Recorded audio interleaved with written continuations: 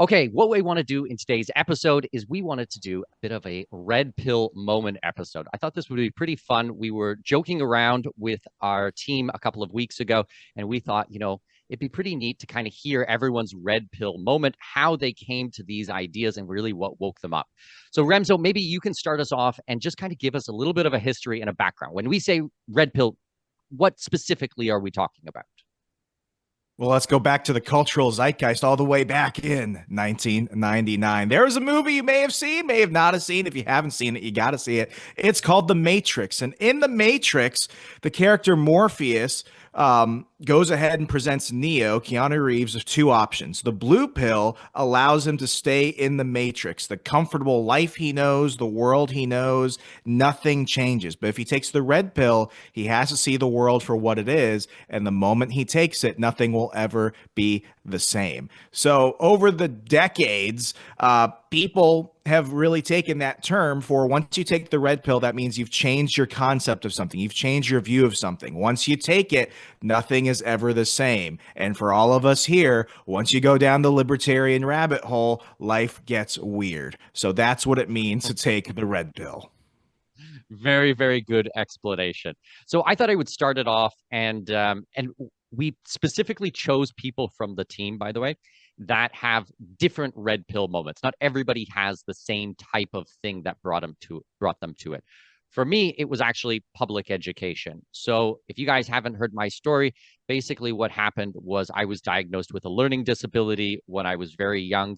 And then grades 4, 5, and 6, I actually went to a special school. I took a little white bus to across town and went to this quote unquote special school. However, it actually wasn't a special school. It was a regular school with a special class. And all around, it was just a horrendous experience. And I absolutely hated it. I despised public education.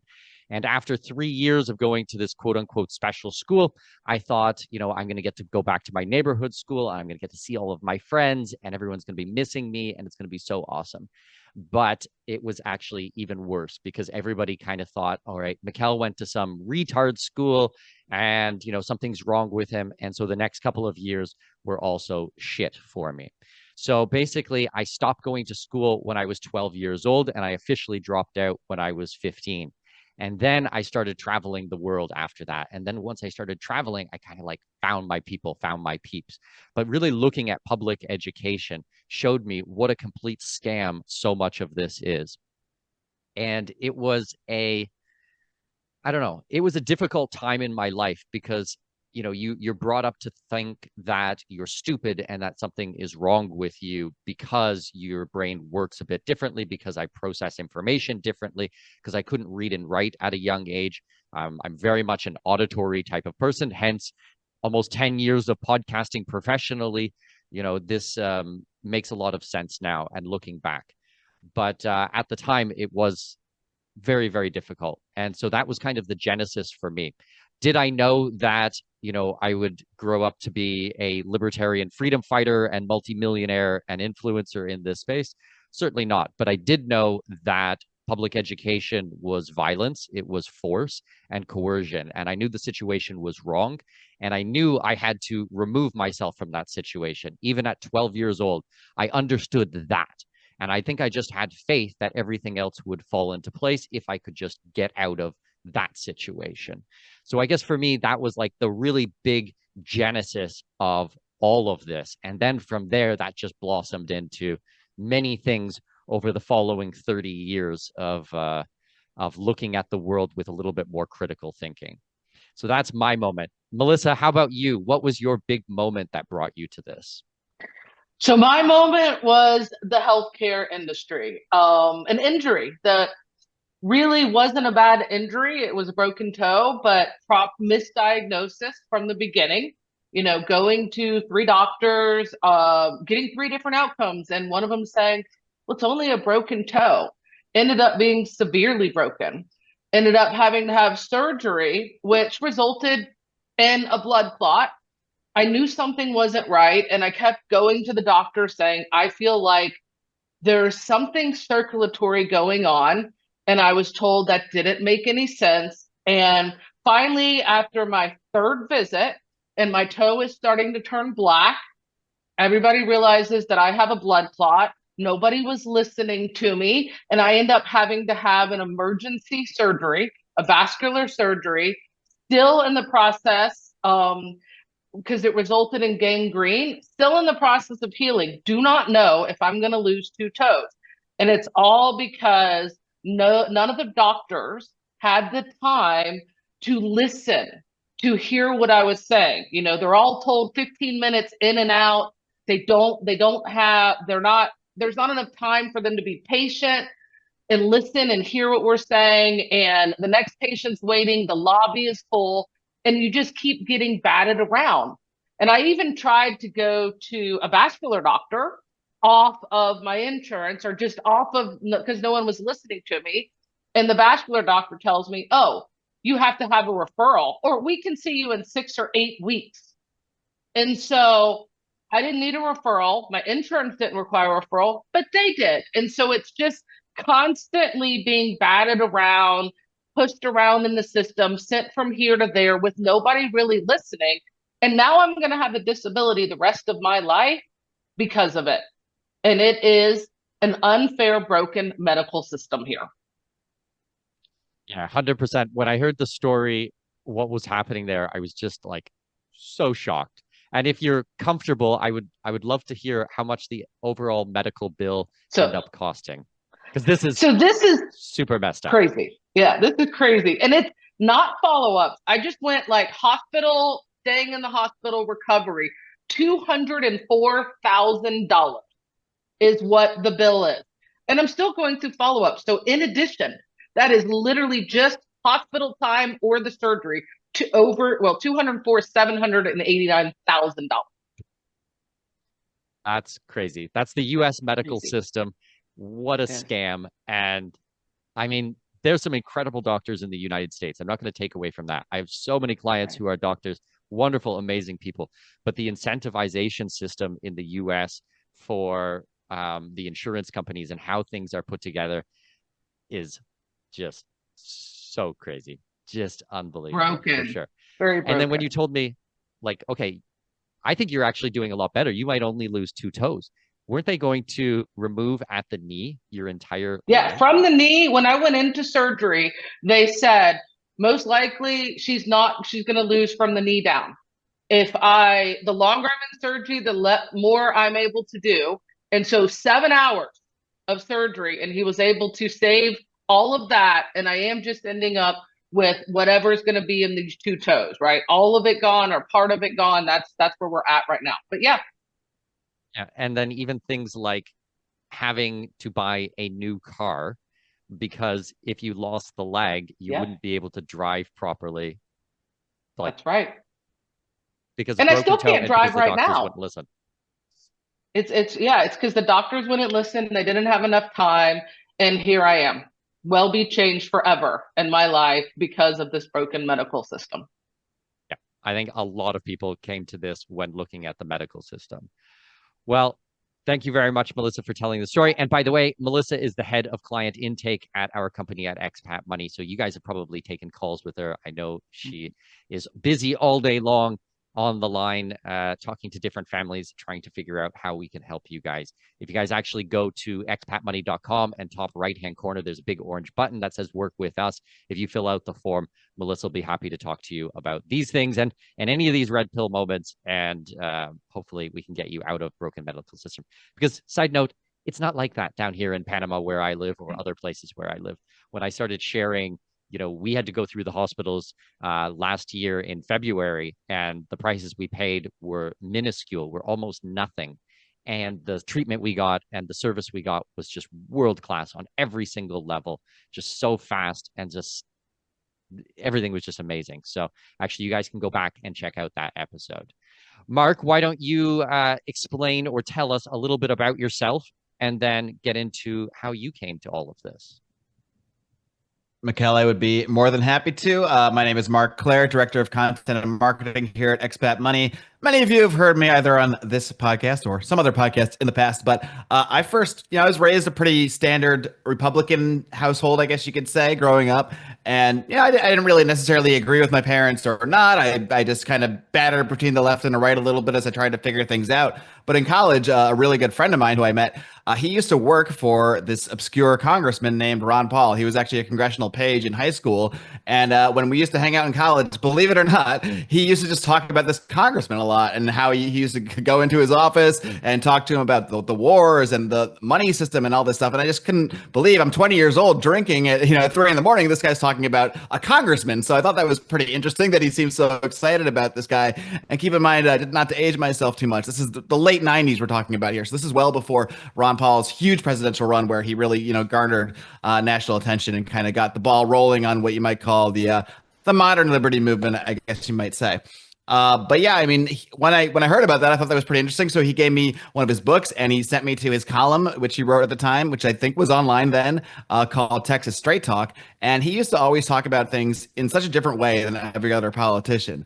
He was a Republican by name, but whenever I would read his column, most of his time was spent criticizing Republican policies, criticizing wars, criticizing military spending, criticizing the war on drugs, the police state, going after George Bush eventually when he became president. So I found that it really broke my own personal matrix of that left-right dynamic that I was raised to believe, because here was someone ostensibly on the right, but he spent all his time criticizing the right from the right, and from really more so from the libertarian point of view, from viewing the left and right as the uni party. And that really sent me down the rabbit hole of thinking, well, if they're lying to me about this, if the system is raising me to believe XYZ about the political system or about our foreign policy, about the school system, about the monetary system, of which they taught me very, very little, which I knew very, very little before coming upon Ron Paul. If all of that was a lie, then maybe everything I've been taught had some lie behind it. So then I really started digging deep. I did all the nerdy libertarian things, read all the books you're supposed to read. And then when that same Ron Paul announced he was running for president in 2007, I couldn't even believe it and didn't really think it would go anywhere. And then it started to go somewhere. And that really helped take the ideas that he had planted in me and sort of, lit a fire to them. And of course, eventually I went and started some silly little libertarian podcasts on which I eventually interviewed Mikkel. And well, the rest is sort of history there. Yeah, absolutely. We've been friends I was looking at it, it's got to be going on 7 years now, because I'm now here in Panama for going on my 6th year. And I was still in Abu Dhabi at the time. So we're probably at about 6.5, 7 years of friendship. And it was funny because I think we were chatting the other day and we kind of realized we talk almost every single day of our lives for the last 6 years. We pretty much talk. And it was like, and when you came over to visit me last year at the birthday party, it was actually the first time we ever spent time together in person. But we've been on 1,001 Zoom calls, interviews. Like I was on your podcast 5 times. You've now been on the Expat Money show a number of times. You now produce the Expat Money show and, run in the entire content department for Expat Money. So it's pretty wild to think about all of these things, how one thing leads to another, leads to another. And then you will be, actually, I think everybody here will be joining us again in March 14th and 15th for the birthday party and the conference again. So it's going to be amazing to spend time with you and chat about these things. Late night drinking by the pool, I think, like 2 a.m. Yes, we can talk about Ron Paul at 3 in the morning again. I can just keep it going. True story. Amazing. Leal, you're up next. Leal is our Brazilian lawyer. Do you want to explain a little bit about yourself and talk to us how you got red pilled and came to this movement? Okay. Hello, everybody. Hope you are having a great new year. Well, I was at law school. I was finishing graduating when I was more inclined about Chicago School of Economics, flirting with Milton Friedman ideas. I was never a leftist. I hated every agenda that goes against family and God because that's my main principles. And then I start studying, and first Erico, my husband, that presents the libertarian idea for me. And I was like super conflicted with everything that I have studied for 5 years at law school. And I was studying to get my lawyer license to advocate here in my country because we have to do an exam before we legally can do this. So he started talking about the Austrian School of Economics, and I was like, naturally, I did the most common questions: who will build the roads? How is it going to be the international negotiation? How is it going to work? Because on my mind, um, the idea of anarchism, of libertarianism, was like totally anarchy. It was not economic anarchy, but it's like no law at all. A totally wrong idea. And I was such a constitutionalist when I was at the law school. I was like, okay, um, how is this gonna work? And I had no answer, but deeply studying and debating with Erico, we are getting to the conclusion. And I faced the argument of the legitimacy of the state and the moral of the laws and etc. And then when I realized that things completely goes wrong when you put moral and state at the same page, ethics and everything was like, oh, it doesn't make sense at all. And when that's when it sparked to me. I realized when I was reading a book about Frederick Bastiat, The Law, that's the name of the book, he described the principles of the law and the natural rights, that was life, property, and liberty, and freedom.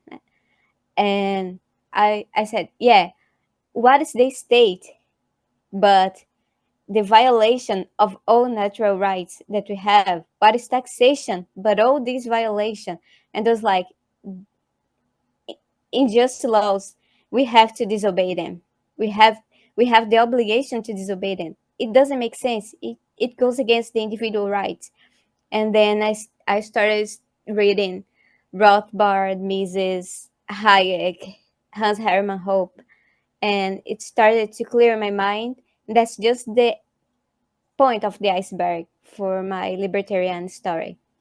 That's basically when I was reading the Hayek book about the nationalization of the money, and started about economics, started studying economics, and then I was looking into Bitcoin. I was looking into all these things that people wrote years, decades before it was possible. And I said, this is what is going to take me, not only me, but everybody, out of the road of serfdom. So that's basically what I started to understand, and the libertarianism principle and the moral and ethics principle.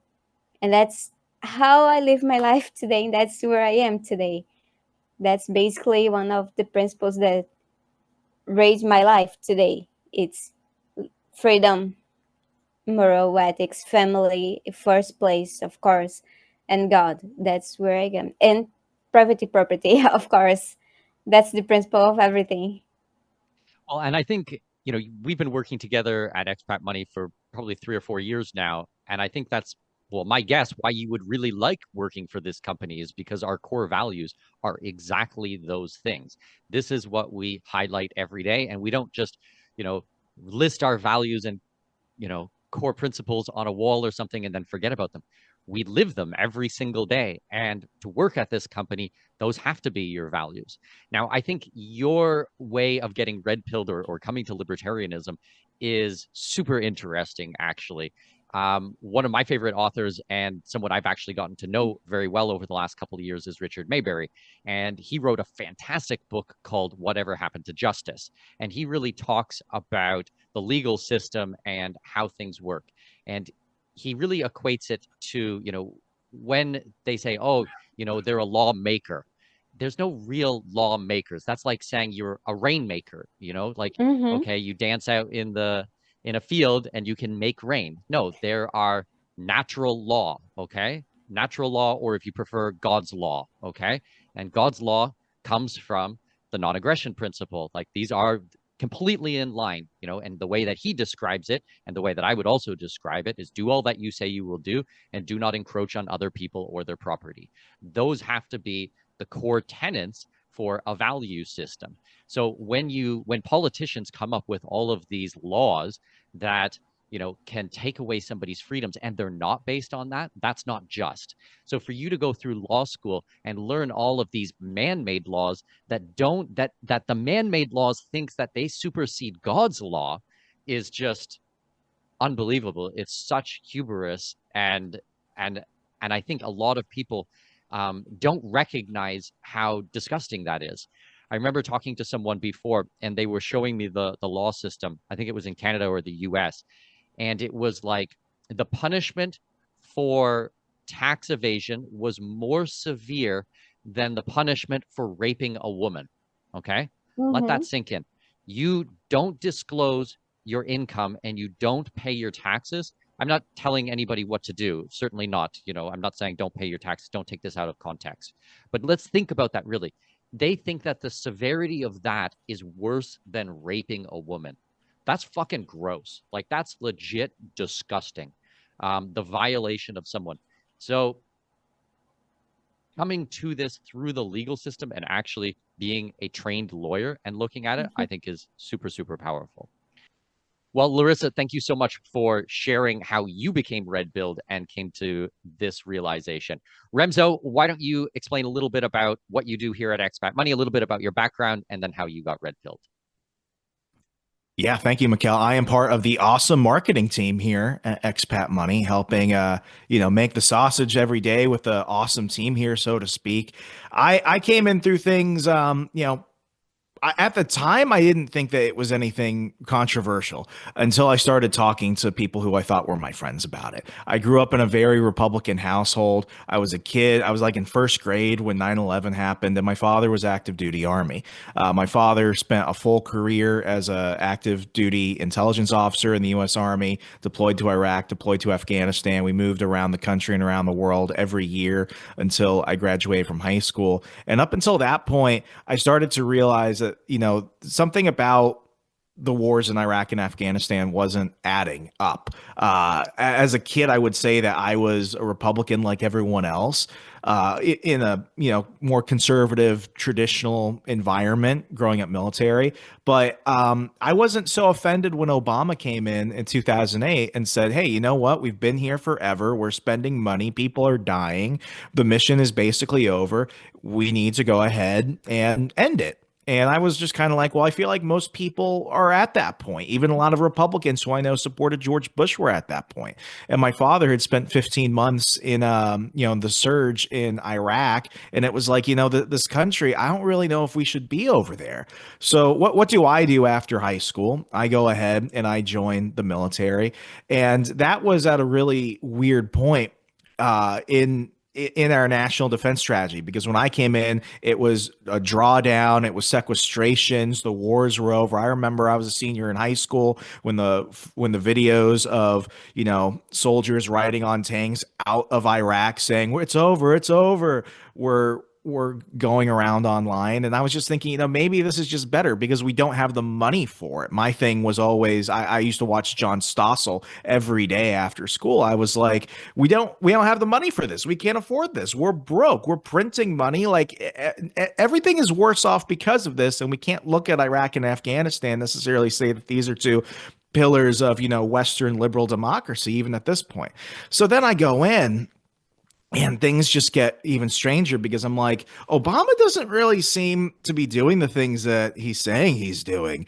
And he expands the drone program where he's bombing weddings in Pakistan. He's drone striking U.S. citizens overseas. He's doxing MI6 agents who are trying to embed these terror cells so he can go in and bomb them. And at the same time, he's using the CIA and, special forces to go ahead and start overthrowing governments throughout North Africa and the Middle East to support, moderate rebels, or as I like to call it, moderate jihad. They won't behead you today, but they might behead you tomorrow.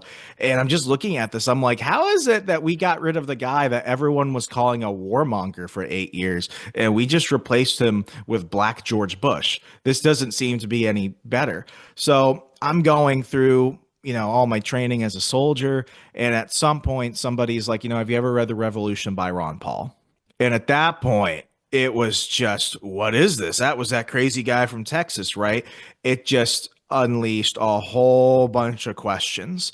And I remember I was sitting in a class and, we were discussing how to approach, natives in other countries when you're trying to establish trust and you're trying to establish rapport.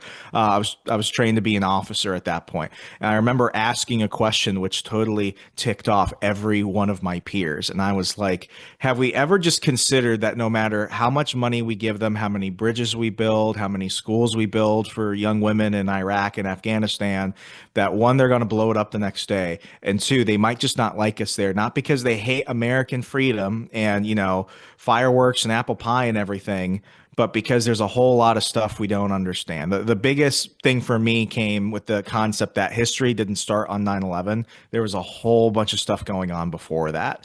And, fast forward years later, I left the military in 2021. I'd spent a full career, about 8 years or so as a National Guard officer.